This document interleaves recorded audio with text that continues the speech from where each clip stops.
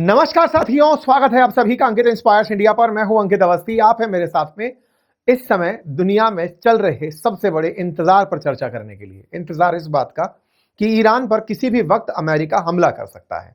America लगातार हमले की धमकियां दे रहा है, लेकिन आज का सवाल यह है कि क्या ट्रंप डर गए हैं। यह सवाल इसलिए पूछा जा रहा है कि जब से उन्होंने मादुरो को उनके देश से ऐसे उठाया कि किसी को भनक तक नहीं लगी, उसके बाद जिस स्थिति में ग्रीनलैंड को धमकाए जा रहे हैं, जिस तरह से ईरान को लेकर के अपना स्टैंड क्लियर कर रहे हैं, उन सबके बाद से अमेरिका का नजरिया दुनिया की नजर में बदल गया था। अमेरिका यह मानने लगा था कि अब मैं जिसको चाहूं कंट्रोल कर सकता हूं। वेनेजुएला का मामला आप सभी ने देखा, ग्रीनलैंड पर उनकी जो आक्रामक रवैया है वो आपने देखा। ऐसे में जब ट्रंप लगातार ईरान को धमकी दे रहे थे कि आपके यहां पर जो भी प्रदर्शन हो रहे हैं, प्रदर्शनकारियों को अगर किसी ने कुछ भी किया तो हम उन्हें बचाने के लिए आ रहे हैं, ट्रंप लगातार ईरान को धमकियां दे रहे थे। ये आपने और हमने अपने पुराने सेशंस में देखा है। आज से 2 दिन पहले भी इनका एक मीडिया में ट्वीट काफी वायरल है, जिसमें इन्होंने कहा था कि help is on the way, यानी कि उन लोगों की जो प्रोटेस्ट कर रहे हैं उनकी मदद रास्ते में है। अर्थ निकाला गया कि ये हमला करने की बातें कर रहे हैं। तमाम प्रकार के ऐसे एविडेंस आए जिसमें अमेरिकी जो फोर्सेस हैं वो कतर के अंदर जो अल उदैद एयरबेस है वहां से उठते हुए दिखते हुए दिखाई दी कि चलो भाई यहां से निकल लो। हर देश अपने नागरिकों को अमेरिका के कहने पर ईरान से बाहर निकालता हुआ दिखाई दिया। अमेरिका लगातार इनके खिलाफ पूरी तरह से बयान करता हुआ दिखाई दिया। और तो और ईरान के जो पूर्व राजा रहे हैं उनके बेटे रजा पहलवी इस समय पर पूरी तरह से लोगों को मोटिवेट कर रहे हैं कि चिंता मत करो प्रोटेस्टर्स, आपके ऊपर अमेरिका ने नजर बनाए हुए है, कुछ भी होने नहीं देंगे, आप प्रोटेस्ट करते रहिए, हम आपके साथ हैं। और इसी के चलते, अमेरिका के समर्थन के चलते ईरान में जो खमेनी के खिलाफ जनता है वो सड़कों पर काफी तेजी से उतरी हुई है और वो लगातार फ्री ईरान करके डिमांड कर रही है। और तो और उन प्रोटेस्टर्स को ईरान की सत्तारूढ़ पार्टी के द्वारा निशाना बनाया गया, जिससे लगभग 12,000 लोगों के मारे जाने की सुर्खियां हैं। हालांकि ये नंबर अलग अलग जगह पर अलग अलग है। अमेरिका खुद इन्हें 800 से 2,000 मानता है, इजराइल इन्हें 5,000 मानता है, लेकिन कुछ लोगों का कहना है कि ईरान ने लगभग 12,000 प्रदर्शनकारियों को गोली मार दी। इसके बाद ही ट्रंप से अपेक्षा की जा रही थी कि प्रदर्शनकारियों को बचाने के लिए ये आएंगे, और यही कारण था कि तमाम प्रकार की ईरान से जाने वाली फ्लाइट्स रोक दी गई थी। हमने अपने नागरिकों को वहां से निकलने की हिदायत दे दी थी। सुर्खियां तो ये तक थी कि भारतीय जो वहां फंसे हुए हैं उनको निकालने के तमाम प्रयास कर रहा है। यूके, इंडिया, इटली, स्पेन अपने सिटीजन्स को वहां से तत्काल प्रभाव से छोड़ने का आह्वान कर रहे हैं। हम अपने जो नागरिक हैं उन्हें ईरान से निकलवा रहे हैं कि कहीं ऐसा ना हो कि प्रदर्शनकारियों के बीच में आप भी चपेट में आ जाएं। 5,000 से ज्यादा ऑलरेडी मारे जा चुके हैं। और तो और अगर अमेरिका ईरान पर हमला करने आए तो कहीं आप भी उस निशाने पर ना हो, इसलिए आप वहां से निकलिए। इन तमाम चीजों के बीच में अभी सुर्खी ये निकल कर आती है कि ट्रंप ने ईरान को फोन करके कहा कि वो हमला नहीं कर रहे हैं।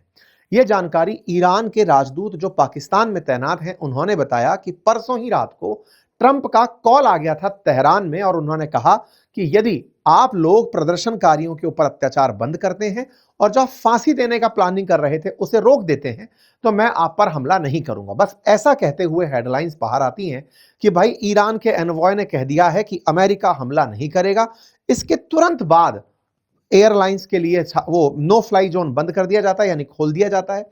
तमाम प्रकार के अपडेट्स आने लगते हैं। सवाल बनता है कि ट्रंप ने अचानक हमले की मना कैसे कर दिया, और ये कैसे लग रहा है कि हमला नहीं होगा, क्या वो कारण हो सकते हैं। आज के सेशन में हम चर्चा इस बात की करेंगे। जो अमेरिका पूरी दुनिया को बता चुका था कि वो ईरान पर हमला करने जा रहा है, सब तरफ से वर्ल्ड वाइड तैयारियां हो गई थी, बाजार में तेल की कीमतें बढ़ गई थी, अस्थिरता चरम पर थी, और इस बीच में अमेरिका ही ईरान को फोन करके कह देता है कि हम आप पर हमला करने की प्लानिंग नहीं कर रहे हैं। इसके क्या मतलब निकाले जाए, और क्या वाकई में अमेरिका पीछे हट गया है? आइए इसका विश्लेषण करते हैं। सबसे पहला पॉइंट नंबर 1 उठाते हैं कि अमेरिकी हमले की जानकारी ईरान को स्पष्ट रूप से पहले से ही दी जा रही थी, और ट्रंप ने कहा कि उनको महत्वपूर्ण स्रोतों से आश्वासन जब से मिला है कि आप लोग फांसी नहीं दे रहे हो, हम आप पर हमला नहीं करेंगे। ऐसे में यूएस की जो ट्रुप्स कतर छोड़ करके जा रही थी वो वापस लौटना शुरू हो जाती हैं। हेडलाइंस बनती हैं यूएस की जो ट्रुप्स कतर, मैं वापस से याद दिला दूं, वही यही अल उदैद है जिस पर ईरान ने हमले करने की कहा था कि अगर अमेरिका ने हम पर हमला किया तो हम कतर में, सऊदी में, जहां जहां पर भी अमेरिकी ठिकाने हैं उन सबको नुकसान पहुंचाएंगे। इतना ही नहीं, ईरान ने अपना एयर स्पेस वापस से खोल दिया है। तो सबसे बड़ा सवाल यही बना कि क्या अमेरिका पीछे हट गया है? क्या अमेरिका ने इनके सहयोगी देशों की वजह से या ईरान की तरफ से कोई प्रेशर टेक्निक अपनाई गई जिससे पीछे हट गया है? यह सवाल इसलिए बड़ा हो रहा है क्योंकि आप सभी को मैंने पिछले लेक्चर में भी एक जानकारी दी थी और कहा था कि गल्फ कंट्री लगातार अमेरिका से रिक्वेस्ट कर रहे हैं कि प्लीज आप ईरान पर कोई एक्शन मत लीजिएगा। गल्फ कंट्रीज बार बार ट्रंप को चेता रहे हैं कि सर अभी माहौल सही नहीं है, अगर आपने ईरान पर कोई भी एक्शन लिया तो पूरी तरह से अस्थिरता पनप जाएगी, क्योंकि ईरान की लोकेशन स्ट्रेट ऑफ हॉर्मुज पर बैठी है। अगर गल्फ काउंसिल के मेंबर्स जो राष्ट्र हैं वो कोई भी एक्सपोर्ट करना चाहते हैं तो वो स्ट्रेट ऑफ हॉर्मुज से होकर होता है। अगर ईरान पर हमला होता है तो स्ट्रेट ऑफ हॉर्मुज पूरी तरह बाधित होगी और उसके बाधित होने से एक्सपोर्ट बाधित होगा। और ऐसा पहले भी हुआ है। ईरान ऐसी चालबाजी चलता है कि वो अपने सहयोगियों को यमन से, सीरिया से, इराक से बोलकर दुनिया में अशांति फैला सकता है। ईरान उतना कमजोर नहीं है जितना वेनेजुएला था, उसको वैसे एस्टिमेट ना करें। यह जब आसपास के देशों के द्वारा ट्रंप को सूचित किया गया, कहा गया कि सऊदी ने तो बकायदा लॉबिंग की है अमेरिका में कि साहब आप समझिए, पिछली बार भी जब आप लोगों ने ड्रोन स्ट्राइक करवाई थी तब भी हमारा प्रोडक्शन रुक गया था।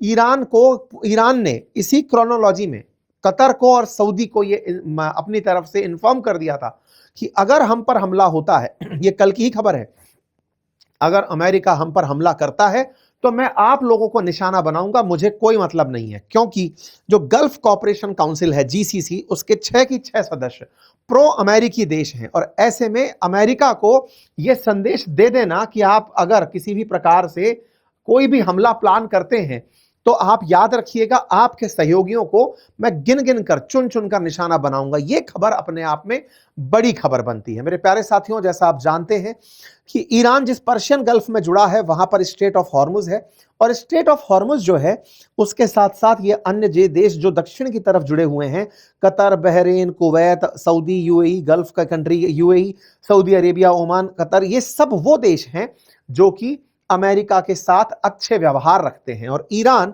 इन सब को टारगेट बनाने की धमकी दे चुका है कि अगर तुमने किसी ने भी यहां पर अमेरिका को हम पर हमला करने दिया तो हम अमेरिका तक नहीं जाएंगे, हम तुम पर आएंगे। और ईरान ने जो ये टेक्निक अपनाई, इसके चलते ही सऊदी तुरंत पहुंचा अमेरिका के पास, लॉबिंग वही जो पाकिस्तानियों ने की थी ऑपरेशन सिंदूर के समय, 44 टाइम कॉल करके कि हे अमेरिका हमें बचा लो, बिल्कुल वैसे ही इन लोगों ने लॉबिंग की और लॉबिंग के माध्यम से ये लोग अमेरिका तक पहुंचते हैं। कहते हैं सर आप ईरान पर फैसला करने जा रहे हो, समझ में आता है, लेकिन इससे जो सबसे ज्यादा मुसीबत खड़ी हो रही है वो सऊदी की हो रही है। बोले क्यों? बोले सऊदी अभी दुनिया के लिए खुला है, लोग अपने निवेश के लिए आ रहे हैं। ये वो क्षेत्र है जिसे लोग स्थिर मानते हैं, यहां पर कोई युद्ध नहीं है, किसी प्रकार का निवेश को संकट नहीं है। अगर ईरान में अस्थिरता आती है तो निवेशक ना तो दुबई आएंगे, ना अबू धाबी आएंगे, ना कतर के दोहा आएंगे, ना सऊदी के दोहा, सऊदी के अंदर आएंगे, कहीं पर भी निवेशक नहीं आएंगे। इससे हमें बहुत दिक्कत हो जाएगी। सर रोकिए, आप ईरान पर कोई एक्शन मत लीजिए। स्ट्रेट ऑफ हॉर्मुज ईरान कभी भी बाधित कर सकता है, पूरी दुनिया का तेल प्रभावित हो सकता है। यहां से अगर रास्ता इसने बैन कर दिया तो एशिया के 82% ऑयल की जरूरत इस रास्ते से पूरा होती है। $600 बिलियन का सालाना तेल इस स्ट्रेट ऑफ हॉर्मुज से होकर जाता है। अगर ईरान ने इस रास्ते को बाधित कर दिया तो सर हमारा एक्सपोर्ट रुक जाएगा, आप मारने इसको जाओगे, मर हम जाएंगे। आपसे रिक्वेस्ट है डोनाल्ड ट्रंप, आप भी रुक जाइए। ईरान की धमकियां काम आई और अमेरिका रुक गया। जीसीसी देशों की समझाइश अमेरिका के काम आई, इसी के चलते शायद ये हुआ। अब एक और अपडेट निकल कर आता है और वो ये कि प्रदर्शनकारियों को ईरान के रिवोल्यूशनरी गार्ड अब मारना बंद कर दिए, उसकी जगह इन्होंने तरीका अपनाया। तरीका यह अपनाया, असल मायने में ईरान का बॉर्डर साझा होता है इराक के साथ और इराक में भी शिया मुसलमान प्रचुरता से पाए जाते हैं। ईरान भी शिया मुसलमानों का गढ़ है। ऐसे में यहां से, इराक से अपने समर्थकों को या फिर जो ये कहिए कि शिया मिलिशिया हैं, उन्हें बुलाने का ईरान ने आदेश दिया। और हुआ ये कि इराक से बड़ी मात्रा में प्रोटेस्टर्स को खत्म करने के लिए भाड़े के लोग बुलाए गए और उन भाड़े के लोगों को बुलाने के लिए बकायदा 50 से अधिक बसेस गई, जो ब्लैक शर्ट में लगभग 50-50 लोगों को लेकर आई बॉर्डर एरिया से। वो सब की सब एक जैसे दिख रहे थे। यहां से $600 प्रतिदिन के हिसाब से उन्हें प्रति मंथ के हिसाब से उन्हें लाया गया। ये वो लोग थे जो इराक की खराब अर्थव्यवस्था के चलते बेरोजगार थे और ईरान में जो रेवोल्यूशन हो रहा है, इस्लामिक रेवोल्यूशन, उसको बचाना चाहते थे। ये वो लोग थे जिन्हें अमेरिका से नफरत है। ये वो लोग थे जिन्हें जियोनिस्ट रेजाइम से नफरत है, जो नहीं चाहते कि इजराइल के कहने पर अमेरिका ऐसी हरकतें करे। ये लोग बड़ी मात्रा में भर भर कर यहां से निकलते हैं। कुछ तस्वीरें आती हैं यहां पर, पहले मतलब हमले के जो विमान है वो हैं, व्हीकल्स हैं, उनमें भर करके जाते हुए लोग दिखाई देते हैं। किस प्रकार से यहां पर सैनिक जा रहे हैं, तस्वीरों में दिखाई देते हैं कि ये सब लोग बदल बदल के वेशभूषा, सेना के रूप में नहीं बल्कि अपनी एक अलग पहचान बनाकर दिखाने ये गए हैं कि हम धार्मिक यात्रा पर जा रहे हैं, बॉर्डर क्रॉस करके ईरान में एंट्री करते हैं। उद्देश्य प्रदर्शनकारियों को भीड़ में घुस करके मार देना। यह नंबर वाकई में हजारों में है। ऐसा मैं क्यों कह पा रहा हूं? हाल ही में फॉक्स न्यूज जो अमेरिकी चैनल है, उसने ईरान के विदेश मंत्री से यह सवाल किया तो उन्होंने स्वीकार किया कि हजारों में नहीं, सैकड़ों की संख्या के अंदर प्रदर्शनकारी मारे गए हैं और उनके नंबर हम जल्दी ही बाहर कर देंगे। आज ही सुबह की बात है। इसका मतलब ईरान खुद ये मानता है कि प्रदर्शनकारी मारे गए हैं और ट्रंप चूंकि इस तरह से जो ईरान की टैक्टिक्स हैं उनका सॉल्यूशन नहीं ढूंढ पा रहे हैं, क्योंकि ट्रंप खुद नहीं समझ पा रहे हैं कि वो गोला सही में मारे कहां। क्योंकि प्रदर्शनकारी दो तरह के हैं, प्रो गवर्नमेंट भी हैं और एंटी गवर्नमेंट भी हैं। जो एंटी गवर्नमेंट हैं उन्हें ईरान भी मरवा रहा है, लेकिन जो प्रो गवर्नमेंट खड़े हुए हैं वो इतनी बल्क और बहुतायत में है, जो कि ईरानियन सिविलियन है और वो अमेरिका के खिलाफ खड़े हैं। अगर अमेरिका के किसी बॉम्ब से उन लोगों की जान चली जाती है तो पूरा पूरा सेंटिमेंट एंटी अमेरिका हो जाएगा और अमेरिका बहुत पिछड़ जाएगा। इसी चलते ट्रंप को दिक्कत यह हो रही है कि मैं बॉम्ब मारूं कहां, क्योंकि तेहरान में अगर बॉम्ब मारने जाता हूं तो वहां दोनों तरह के लोग हैं और यही कारण है कि लोग ट्रंप को बुलाने वाले भी परेशान हैं कि गोला पड़ेगा कहां, और बिना गोला पड़े ये कुछ कर नहीं सकते। इसी के चलते इजराइल तक ने अमेरिका को यह समझाया कि आपने जो वेनेजुएला में किया, पूरे समय शांति से देखते रहे चीजें, मादुरो को उठाकर ले आए, कुछ ऐसा सॉफ्ट ऑपरेशन आप प्लान करिए ईरान के अंदर, वहां पर सत्ता परिवर्तन करवाइए, वहां पर लोगों के अंदर क्रांति ले आइए, मैक्सिमम प्रेशर टेक्निक अपनाइए। जैसे हाल ही में ईरान से व्यापार करने वालों पर 25% एडिशनल टैरिफ आपने अनाउंस किया है, वैसा ही कुछ कर दीजिए। और ऐसा करते हुए अमेरिका ने तुरंत प्रभाव से 18 ऐसे लोग जो शैडो फ्लीट्स के थ्रू ईरान का तेल बिकवा रहे थे, शैडो बैंक्स के थ्रू पैसा ट्रांसफर कर रहे थे, क्योंकि आप में से भी बहुत सारे लोग एक प्रश्न के साथ तो बैठे होंगे कि ईरान पर इतने प्रतिबंध हैं, पैसा कहां से आता है। तो मैंने पहले भी आपको बताया था, जब वो वाला केस हुआ था, जब ईरान से वेनेजुएला एक जहाज जा रहा था बेला 1 करके, जिसे फिर रशिया की तरफ जाना पड़ा और अमेरिकियों ने जिसको जब्त कर लिया था। तो ईरान, वेनेजुएला और रूस मिलकर के अपने तेल को मार्केट में बिकवा रहे थे और फेसेस के थ्रू और लोगों के नाम के थ्रू, और उस पैसे को किन्हीं और रास्तों से होकर ईरान तक पहुंचाया जा रहा था। तो अमेरिका ने ऐसे 18 बड़ी फर्म रिकॉग्नाइज की हैं जो शैडो बैंकिंग के माध्यम से ईरान का तेल बिकवाकर पैसे को ईरान तक पहुंचा रही थी। तो अमेरिका ने उन्हें रिकॉग्नाइज करके उन्हें पाबंद किया है कि बेटा तुम अब अमेरिका में व्यापार नहीं कर पाओगे। इससे और ज्यादा प्रेशर खड़ा होगा, या कहिए कि ईरान का तेल भी नहीं बिकेगा, तो उसके तेल को जो काला बाजारी से करके बेचते थे वो भी अब नहीं बेच पाएंगे। इस वजह से यहां पर बड़ी दिक्कतें हो सकती हैं कि ईरान को फाइनेंशियल पैदा की जाए। ऐसे में ट्रंप ने जो वेनेजुएला पर या फिर ग्रीनलैंड पर आदेश देते आ रहे थे और जो फैसले लेते आ रहे थे, ईरान के लिए फैसला उनके लिए इतना आसान नहीं था। यूएन की बैठक बुलती है, सिक्योरिटी काउंसिल की बैठक बुलाई जाती है ईरान में हो रहे प्रोटेस्टर्स पर जो हमले हैं उनके खिलाफ अमेरिका द्वारा। अमेरिका बजाय खुद, बड़ा इंटरेस्टिंग है, जब वेनेजुएला पर हमला किया तब अमेरिका ने यूएन को बिल्कुल नहीं गांठा। उसके बाद में 66 संगठनों से बाहर निकल गया और कहा यूएन कौन होता है, यूएन करके, इस तरह से मार्को रूबियो ने कहा। लेकिन वहीं दूसरी तरफ अब ईरान में प्रदर्शन हो रहे हैं, प्रदर्शनकारियों पर गोले चल रहे हैं। अमेरिका ईरान के सामने खुद को मतलब असक्षम पा रहा है कि मैं वाकई में अभी कुछ बिगाड़ने की स्थिति में नहीं हूं, तो वो यूएन की बैठक बुलवाता है और यूएन की बैठक में ईरान के कुछ पत्रकारों को बुलाया जाता है जो प्रदर्शनकारियों के साथ हो रहे बर्ताव पर प्रतिक्रिया देते हैं। ऐसे में अमेरिका दुनिया के सामने रखता है। ये एक ईरानियन पत्रकार हैं जो कहते हुए रोने लग जाती हैं कि हमारे प्रदर्शनकारियों पर बहुत ज्यादा जातियां हो रही हैं, अमेरिका आप कुछ करने आओ। अमेरिकी बोलने लगते हैं कि अमेरिका पूरे दुनिया में फ्री वर्ल्ड चाहता है और इसी के तहत सत्ता के लिए इस तरह का संघर्ष कर रहा है। यहां पर रूसी लोगों को भी मौका मिल गया। वैसे रूस से अपेक्षाएं बहुत थी, ईरान को भी थी, वेनेजुएला को भी थी, लेकिन पता नहीं रूस कहां गायब हो रखा है। यूएन के अंदर तो चलो फिर भी रूस बोला। रूस की तरफ से प्रतिक्रिया आई कि अमेरिका इस तरह से जबरन रेजिम परिवर्तित कर रहा है, एक संप्रभु राष्ट्र के अंदर खुद उग्र प्रदर्शन करवा रहा है, सत्ता परिवर्तन के प्रदर्शन में उसे सफलता नहीं मिलेगी, अमेरिका को यह करने से बचना चाहिए। बाकायदा ये यूएन के नियम पढ़ाते हुए रूसी लोग दिखाई दिए कि रूस ने, मतलब यूएन के अंदर ये वो लिखा हुआ है, प्रबंधन लिखा हुआ है कि इस तरह से कोई भी देश जो संप्रभु है उसकी सत्ता परिवर्तन किसी दूसरे देश के प्रभाव से नहीं कराई जाएगी। रशिया वालों ने अपनी तरह से इन सारे उपबंधों को पढ़ के सुना दिया कि देखो साहब ऐसे ऐसे है, आप कृपया करके ये मत करिए। इस पर ईरान ने अपनी तरफ से कहा कि हम एक संप्रभु राष्ट्र हैं, हम पर प्रेशराइज करके ये सारे करने का काम प्रयास किया जा रहा है, ये हम होने नहीं देंगे। अमेरिका के राष्ट्रपति अब अपने ही देश में लोगों से समर्थन की मांग कर रहे हैं कि मैं अगर कोई एक्शन लूं तो गलती से वो गलत ना हो जाए, तो अब अपने सांसदों से ईरान पर एक्शन लेने के लिए मुहिम चला रखी है। इस पर ईरान के विदेश मंत्री ने अमेरिकी न्यूज़पेपर को इंटरव्यू देते हुए कहा, चैनल को इंटरव्यू देते हुए कहा कि साहब सुनिए, लोग प्रदर्शन में मारे गए हैं, लेकिन वो प्रदर्शनकारी राष्ट्र विरोधी आतंकी गतिविधियां कर रहे थे, सरकारी संपत्तियों को नुकसान पहुंचा रहे थे। दुनिया को जो भी चल रहा है हम बताने को तैयार हैं। ये जो फेक नैरेटिव फैलाया जा रहा है ईरान के बारे में, ये कतई उचित नहीं है। ये बात पब्लिक के बीच में आती है। फिर इस बीच में पूछने के लिए प्रेस के बीच में प्रेस सेक्रेटरी के साथ में लोग सवाल जवाब करते हैं कि क्या वाकई में अमेरिका हमला करने की प्लानिंग कर रहा है।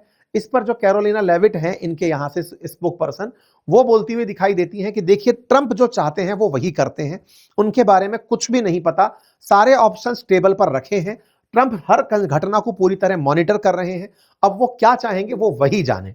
लेकिन ट्रंप के पुराने जानकारों का भी यही कहना है कि ट्रंप अपने आप को अनप्रिडिक्टेबल दिखाना चाहते हैं, कि वो पूरी दुनिया को माहौल बनाकर के भी कि मैं ये कर रहा हूं, लेकिन आप ये कैलकुलेट मत करो कि मैं किस दिन करूंगा, बस इसके साथ वो आगे बढ़ना चाह रहे हैं। जो भी हो, अभी भी अमेरिका के ये जो फाइटर जेट्स को कैरी करने वाले जहाज हैं, ये यात्रा पर निकले हुए हैं टुवर्ड्स ईरान, और ये युद्धपोत सब संभवतः समय लेकर के ईरान पहुंचेंगे, क्योंकि बेसिस के थ्रू हमला करना अमेरिका के लिए मुश्किल है, क्योंकि रिटेलिएशन उन्हीं देशों पर हो सकता है, इसलिए युद्धपोत से होकर ईरान पर हो सकता है आने वाले समय में हमले कराए जाएं। ये था अपडेट, और ये अपडेट आप लोगों के लिए इसलिए लाया गया क्योंकि आप में से भी बहुत सारे साथी कल के हमारे सेशन के बाद लगातार इस इंतजार में थे कि आज हमले की कोई अपडेट क्यों नहीं आई। तो ऐसे में कौन से प्रेशर टैक्टिक्स काम कर गए और क्या वाकई में ये बादल छट गए, क्योंकि बाजार ने जैसे ही इस मैसेज को सुना कि ट्रंप ने ईरान से बात करके कहा है कि अभी हमले की प्लानिंग नहीं है, कह रहे हैं बाजार में तेल की कीमतों में फिर से गिरावट आई है और बाजार फिर से उठने लगा है। ये खबर इतनी मायने रखती है। बाकी आप लोग इसे कैसे देखते हैं जरूर बताइएगा, और बाजार में अगर आप भी रुचि रखते हैं तो डीमैट अकाउंट बनाइए। जो स्टॉक्स आपको लगते हैं ठीक है, फ्री डीमैट अकाउंट का लिंक कमेंट बॉक्स में दिया है।